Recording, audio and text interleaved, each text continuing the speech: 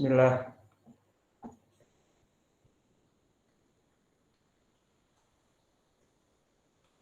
Qala al-Imam al-Bukhari rahimahullahu ta'ala haddatsana Ismail haddatsani Malik an Abdurrahman ibni Abdullah ibni Abdurrahman bin Abi Sa'sa'ah an abihi an Abi Sa'idin al-Khudri anna rajulan sami'a rajulan yaqra'u qul huwallahu ahad yuraddiduha falamma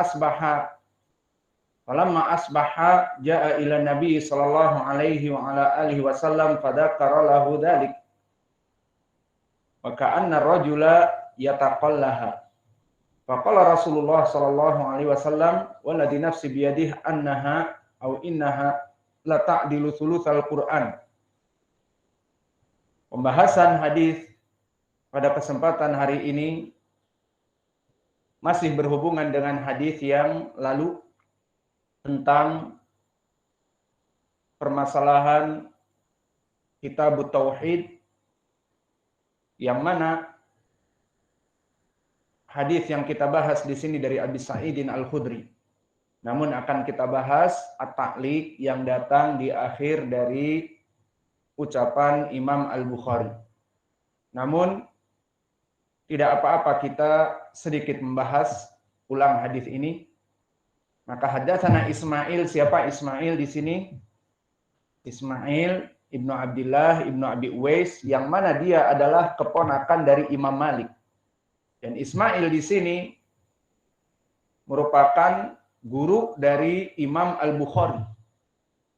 Dan kedudukan Ismail di tabaqah yang ke-10, guru yang menjadi kebanyakan periwayatan Imam Al-Bukhari darinya, dan dalam keadaan di ilmi jarhi wa ta'dil dia itu bisa menjadi shaduq ataupun layyin. Jika berkesendirian bisa jadi didhaifkan. Karena telah dijarah oleh para ulama bahwa Ibnu Abi Uwais ini didhaifkan, seperti Ibnu Ma'in menyebutkan shaduq dhaiful aql, hafalannya rusak. Dan Abu Hatim mengatakan mughaffal, dia itu hafalannya tidak kuat. Maka ini jarah sharih kepada ad-dhabt. Dan begitu pun berkata An-Nasa'i, dia tidak thiqah jika meriwayatkan dari hafalannya tetapi dari kitabnya bagus. Maka jika kita katakan, lalu bagaimana Imam Al-Bukhari meriwayatkan dari rawi ini? Itulah yang akan kita bahas sekarang. Pertama, telah datang mutaba'ah, yang mana mutaba'ah ini diriwayatkan oleh Al-Imam Al-Bukhari itu sendiri di dalam kitab Fadailil Quran. Dari jalan Abu Sa'id itu sendiri. Maka di kitab Fadailul Quran yang datang sebelum kitab Tauhid, karena kitab Tauhid kitab yang paling akhir. Maka sebelumnya ada kitab tafsir dan masuk kepadanya bab Fadailul Quran.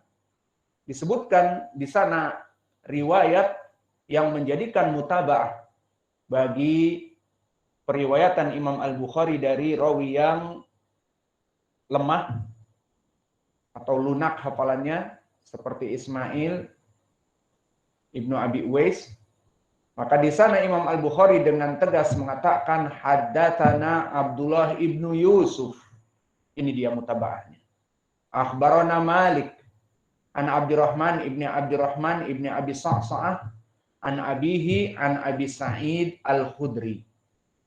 Dan lafadznya pun sama. Maka di sini mutaba'ah yang sangat kuat. Bagi mereka orang-orang yang mengatakan bagaimana Imam Al-Bukhari meriwayatkan dari rawi yang dhaif, Ismail Ibnu Abi Uwais, keponakannya Imam Malik, kita jawab, hadis ini telah terdahulu diriwayatkan oleh Imam Al-Bukhari dengan sanad yang sahih. Dari gurunya dengan lafaz haddatsana. Berarti ittisal. Telah kita pelajari di Al-Hidayah Syarah Mandumah Al-Baiquniyah bahwa lafaz tasrih yang menandakan guru didengar oleh murid atau murid mendengar dari guru dengan lafaz jazm haddatsana. Maka Abdullah ibnu Yusuf di sini menguatkan riwayat dari Ibnu Akhi Malik ataupun Ismail ibnu Abi Uwais, karena Abdullah ibnu Yusuf dia at-Tinnisi, dan dia adalah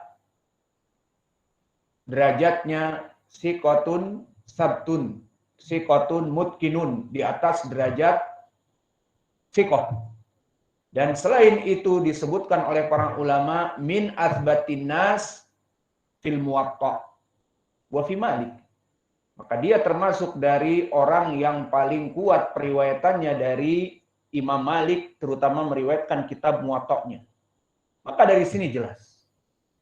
Riwayatan Imam Al-Bukhari di kitab Tauhid meriwayatkan dari keponakan Imam Malik, Ismail ibnu Abi Uwais yang lain, yang lemah, maka telah dikuatkan oleh Abdullah ibnu Yusuf at-Tinnisi yang merupakan imam di atas derajat siqah. Berarti tidak ada iskal bagi periwayatan hadis di kitab Tauhid bahwa dia itu hadis yang dhaif, tidak. Ini faedah yang pertama. Kenapa kita tidak membaca hadis yang baru? Karena faedah-faedah seperti ini. Dan faedah yang kedua, barakallahu fikum, kita ingin membahas ucapan Imam Al-Bukhari di dalam takliknya di bawah. Zada Ismailu ibnu Ja'far an Malik an Abdurrahman an abihi an Abi Sa'id akhbarani akhi Qatadah ibnu Nu'man anin Nabi sallallahu alaihi wa ala alihi wasallam. Maka di dalam taklik di bawah, zada maknanya telah menambahkan. Siapa yang menambahkan? Riwayat Ismail ibnu Ja'far dari Imam Malik. Ini yang diinginkan oleh kita untuk membahas permasalahan tambahan ini.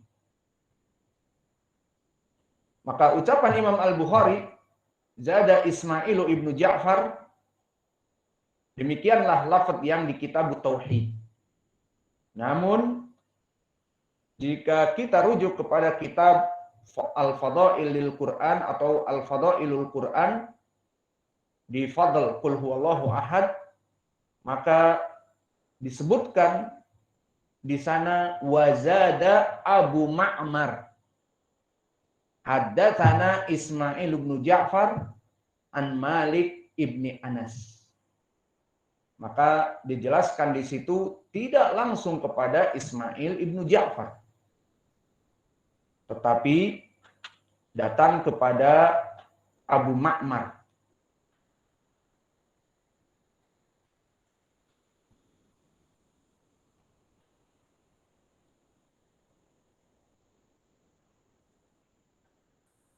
Maka di sini barakallahu fikum kita mendapatkan faedah di dalam pembahasan hari ini bahwa Imam Al-Bukhari telah mengeluarkan hadis tentang keutamaan surat Qul Huwallahu Ahad di dalam matan ini dari dua sahabat. Di dalam matan kitab Tauhid ini. Karena di ujungnya disebutkan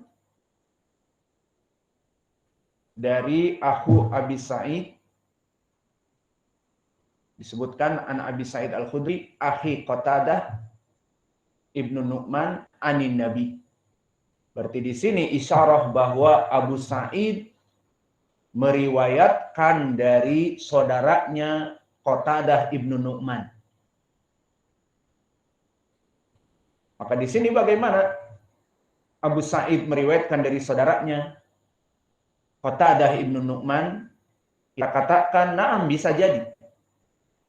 Karena Abu Sa'id memang mempunyai saudara yang mana dia bernama Qatadah ibnu Nu'man, dan dia seorang sahabi yang syahida Badron. Maka seorang sahabi jika syahida Badron di kalangan para sahabat, dia adalah orang-orang yang mulia karena beriman kepada Nabi meskipun dalam keadaan jumlah yang sedikit 300-an dan tentara yang sangat jumlahnya sedikit dan sangat sederhana peralatan mereka melawan 1050-an dari kelompok kufar Quraisy yang dipimpin Abu Jahal. Maka mempunyai maziyah di kalangan para sahabat jika disebut kana syahida Badran, bahwa sahabat ini dulu ikut perang Badr. Itu kemuliaan. 300 sahabat lebih sedikit yang mana mereka hidup di zaman Nabi dari para sahabat yang lain. Jika disebutkan dia syahida Badron, maka mempunyai maziyah keutamaan yang besar. Dan dia saudara dari Abi Sa'id dari ibunya. Saudara dari Abi Sa'id dari ibunya.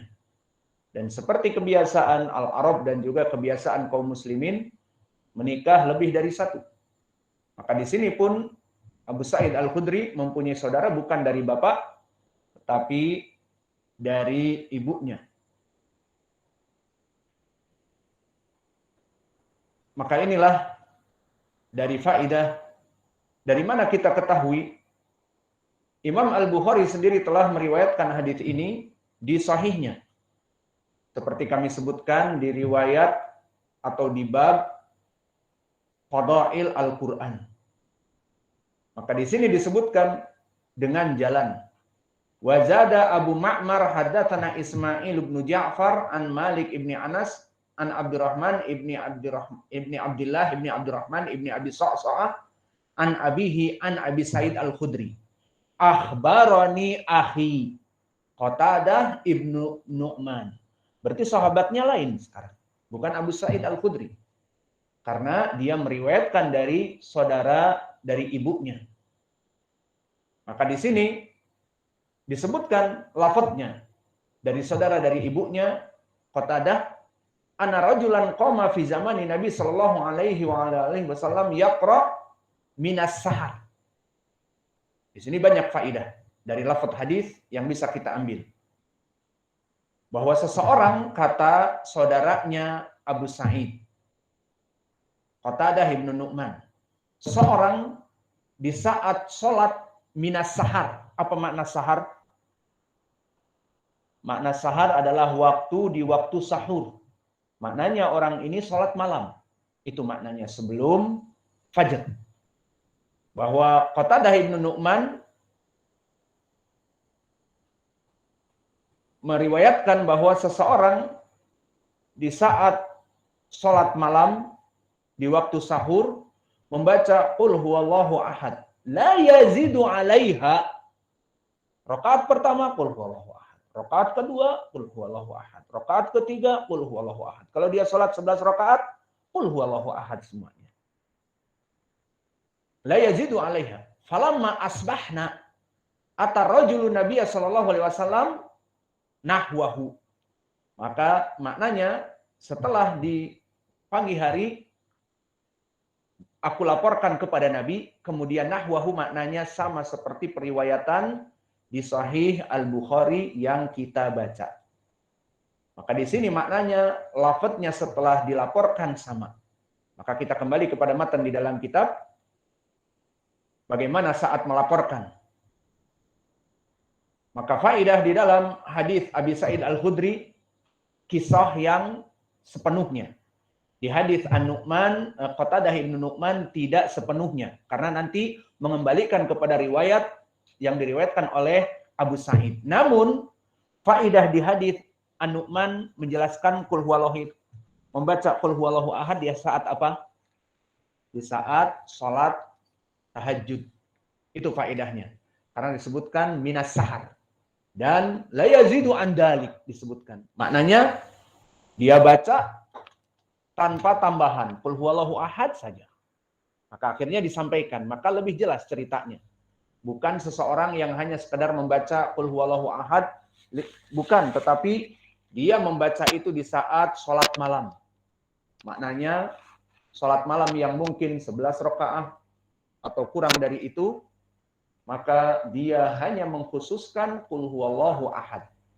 Maka disebutkan, falamma asbaha, kembali kepada matan di kitab Tauhid, falamma asbaha jaa ila Nabi sallallahu alaihi wasallam fadzakara lahu dzalik. Maka di saat pagi disampaikan kepada Nabi tentang apa yang dilakukan oleh sahabi ini, membaca qul huwallahu ahad dalam salatnya seluruhnya. Kemudian disebutkan wa ka'anna rajula yataqalluha. Apa maknanya? Maknanya orang yang melapor ini menganggap bahwa orang yang membaca qul huwallahu ahad itu sedikit amalannya. Itu yang dia adukan. Ya Rasulullah, ada seorang sahabat yang dia membaca qul huwallahu ahad itu aja terus. Qul huwallahu ahad itu terus di dalam salatnya. Maknanya di sini wa ka'anna rajul yataqalluha. Seakan-akan dia seperti menyedikitkan kepada amalan orang ini. Orang ini amalannya sedikit, hanya qul huwallahu ahad dalam setiap rakaat, itu maknanya. Maka dia melaporkan ada orang yang hanya membaca qul huwallahu ahad saja. Dan itu dianggapnya oleh sahabat ini amalan yang sedikit. Amalan yang kurang. Apa dijawab oleh Nabi? Ini dia yang menjadi poin. Maka Nabi Muhammad SAW kenapa mengatakan di sini bahwa qul huwallahu ahad itu bagaikan sepertiga dari Al-Quran, membantah sahabat yang datang wa ka'anna rajul yataqalluha di sini. Seakan-akan yang melapor ini, orang ini pahalanya sedikit. Semua rakaat baca qul huwallahu ahad. Maka Nabi menjawabnya dengan, karena qul huwallahu ahad itu adalah tu'dilu sulusal Quran, la ta'dilu sulusal Quran, maka dia itu seakan-akan seperti dia membaca sepertiga Al-Quran. Bukan jumlah yang kecil, itu maknanya.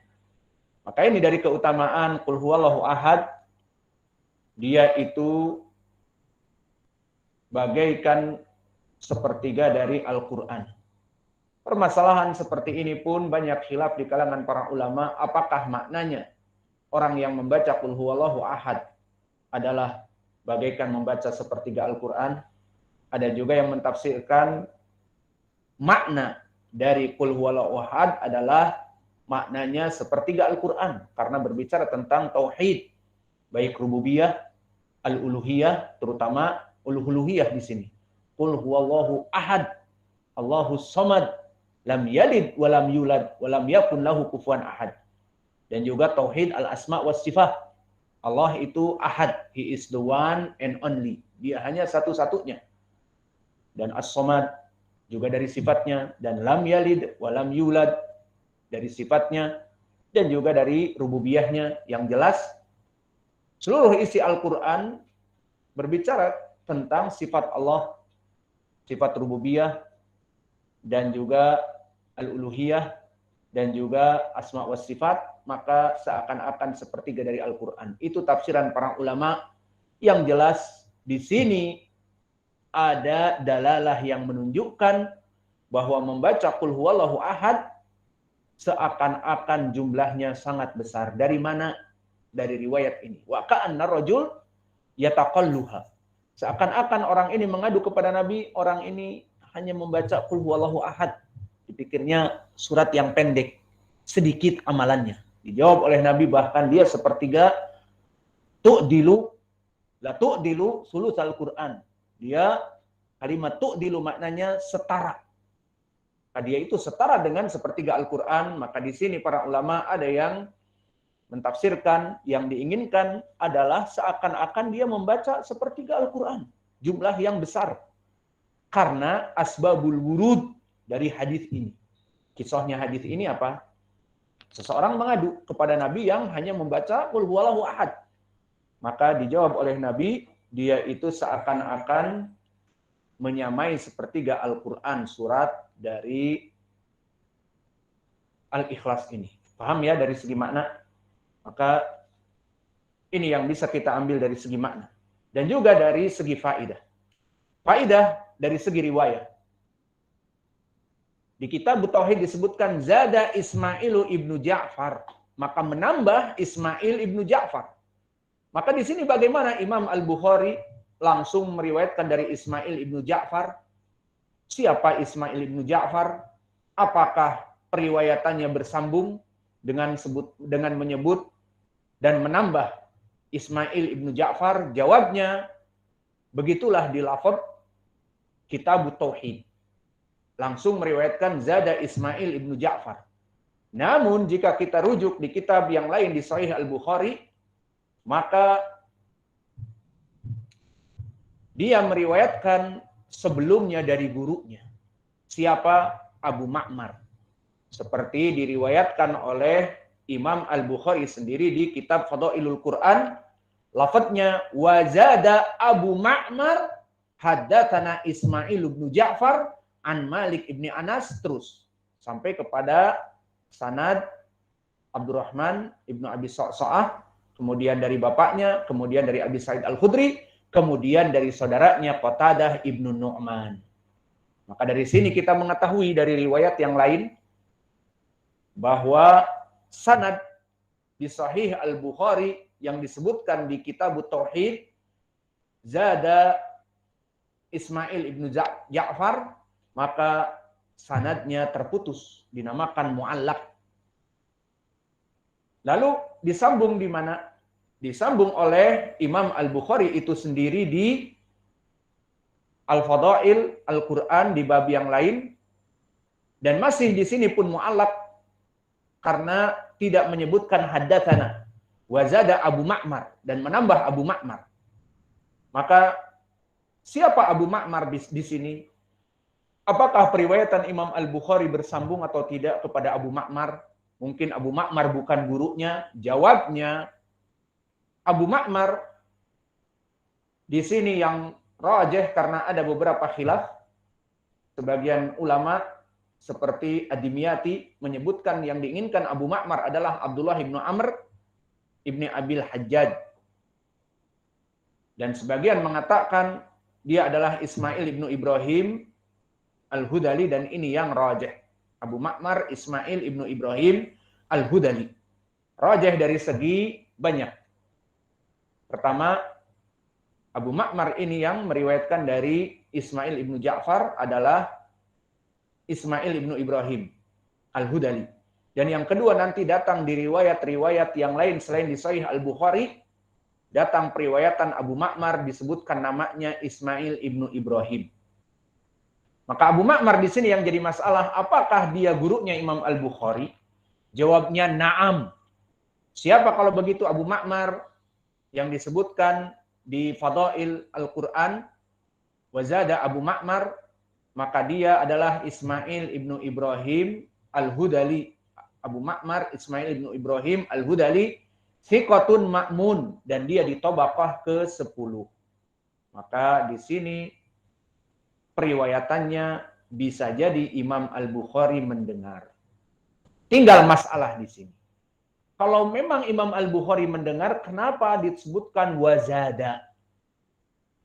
Kita katakan karena memang Imam Al-Bukhari menginginkan tambahan riwayat dari Abu Ma'mar yang merupakan gurunya, meriwayatkan dari Ismail ibnu Ja'far dari Malik, periwayatan dari saudaranya Abu Sa'id, sehingga hadis ini menjadi dua sahabat. Siapa? Dari Qatadah ibnu Nu'man. Lalu permasalahan, lalu kenapa Imam Al-Bukhari menyebutkan wazada? Kenapa tidak menyebutkan wazada haddatsana misalnya? Kita katakan wallahu a'lam, yang jelas Imam Al-Bukhari di sini meriwayatkan dari Abu Ma'mar. Lalu mana dalil kalau Imam Al-Bukhari di sini mu'allaq wazada Abu Ma'mar tanpa lafaz yang tasrih? Kita katakan di sini bukan mu'allaq yang dhaif karena dohirnya Imam Al-Bukhari mendengar dari Abu Ma'mar dan dia gurunya. Namun di sini wallahu alam hanya lafaz zada. Mungkin Imam Al-Bukhari menginginkan tambahan riwayat dari Qatadah ini yang dia fokuskan. Lalu mana pendalilannya kalau dia itu mendengar dari gurunya?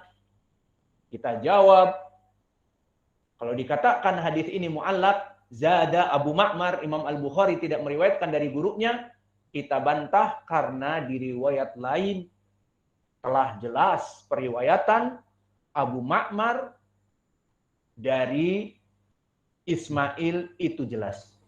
Seperti datang diriwayatkan oleh Imam An-Nasai dan juga Abu Ya'la, haddatsana Abu Ma'mar Al-Hudali, disebutkan namanya langsung. Abu Ma'mar Al-Hudali Ismail ibni Ibrahim, haddatsana Ismail ibnu Ja'far an Malik an Abdurrahman ibnu Abi Sa'sa'ah an abihi an Abi Sa'id Al-Khudri qala akhi Qatadah ibnu Nu'man.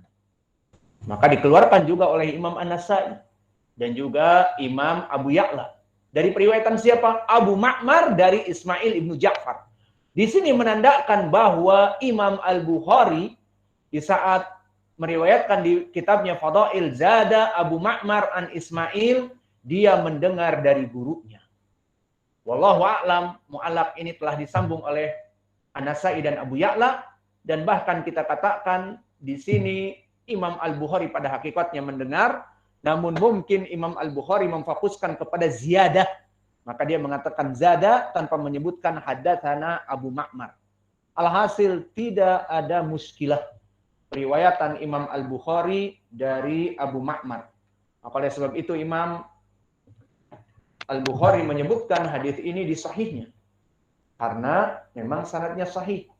Dan wallahu a'lam tidak ada para ulama yang intiqad kepada hadis ini, maka kita membela Imam Al-Bukhari tentang hadis di kitab Tauhid ini. Adapun di riwayat ta'liq di kitab Tauhid Zada Ismail ibnu Ja'far, kita katakan na'am, ini jelas terputus. Zada Ismail ibnu Ja'far, maka jelas ini terputus. Namun meskipun terputus telah disambung di kitab Al-Fadail dari Abu Ma'mar, haddatsana Ismail ibnu Ja'far. Lalu siapa Ismail ibnu Ja'far? Karena ini sanad yang baru dan ini pun menjadi penguat tentang riwayat Ismail ibnu Abi Uwais, siapa tidak? Karena di dalam hadis ini datang dari Abu Ma'mar Ismail,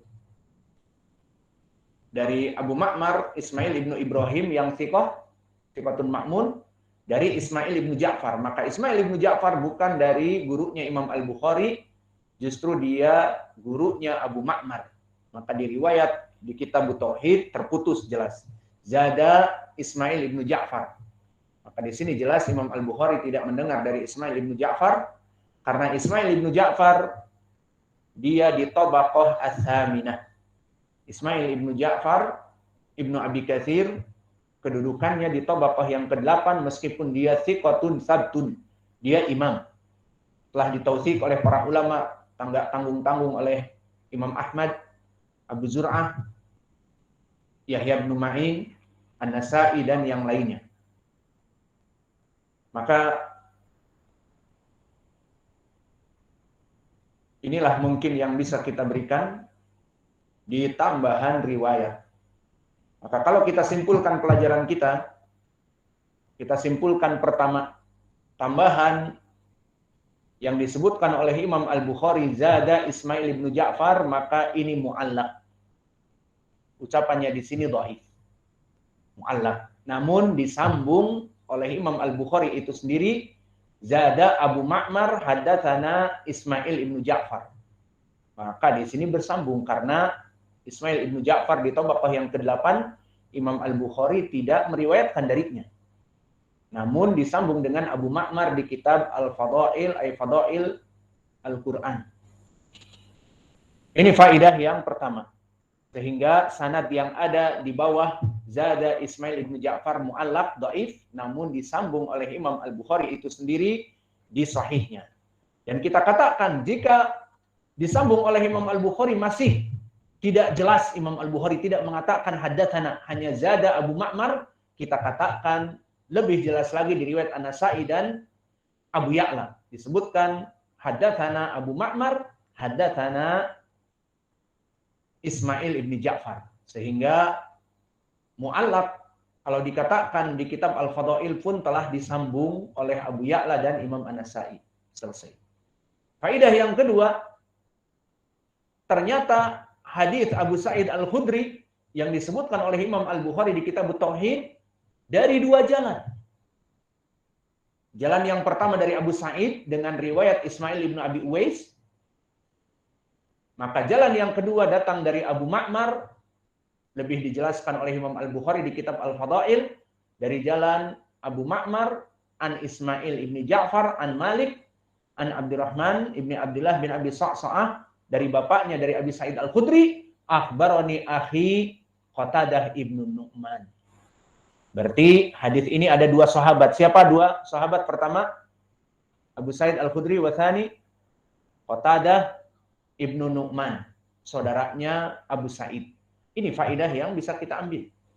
Dan faidah yang bisa kita ambil juga di sini, di dalam matan, di dalam sanad, afwan, disebutkan oleh Imam Al-Bukhari, haddatsana Ismail. Ismail ibnu Abi Uwais dhaif.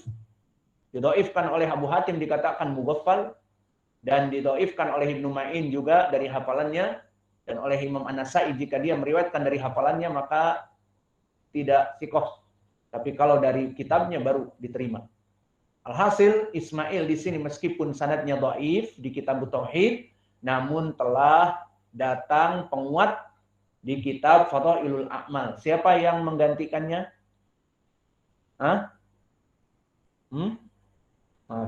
Abdullah ibnu Yusuf At-Tinnisi. Ini mutaba'ah langsung.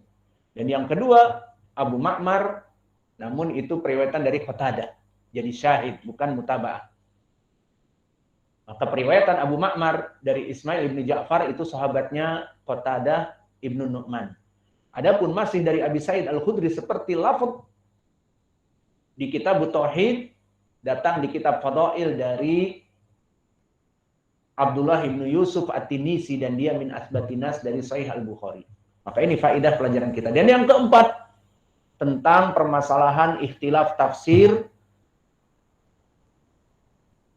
tentang qul huwallahu ahad la ta'dilu thulutsal Qur'an, bahwa dia itu seakan-akan sepertiga dari Al-Qur'an.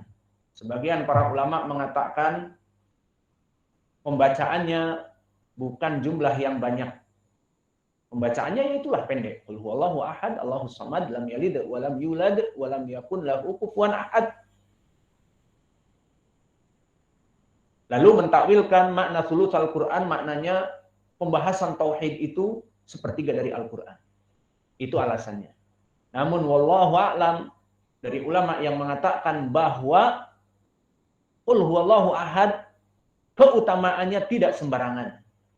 Ucapan yang pendek ini seakan-akan sepertiga dari Al-Qur'an, maknanya bisa jadi pahalanya besar.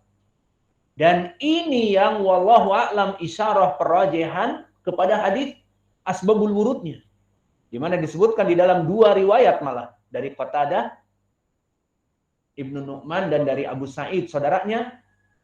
Apalagi periwayatan Qatadah ibnu Nu'man, aku mendengar seseorang di waktu sahar, salat malam, kisahnya jelas. Salat dalam beberapa rakaat membaca qul huwallahu ahad saja. Maka aku adukkan di waktu pagi kepada Nabi. Dan di sini disebutkan an yataqallaha au yataqalluha, maknanya menganggap enteng, menganggap sedikit. Maka sahabat ini mengadukkan kepada Nabi, orang yang membaca qul huwallahu ahad saja seakan-akan menganggap enteng amalan ini. Wahai Rasulullah, ada sahabat yang salat malam hanya baca qul huwallahu ahad saja. Dengan di hadis ini maknanya menganggap enteng, sedikit sekali. Apa dijawab oleh Nabi? La ta'dilu thulutsal Qur'an. Dipikirnya akan disebutkan sedikit, tetapi justru malah dia seperti sepertiganya Al-Qur'an.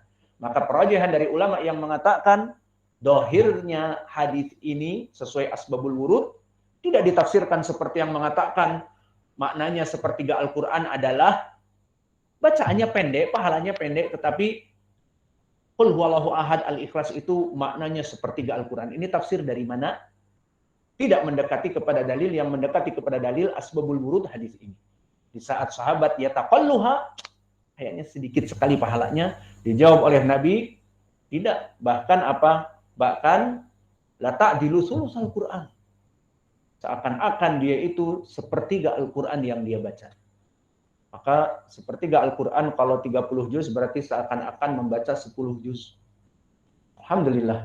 Maka inilah yang bisa kita berikan di pelajaran hari ini. Kesimpulannya, pelajaran hari ini apakah ada tambahan apa tidak? Ada.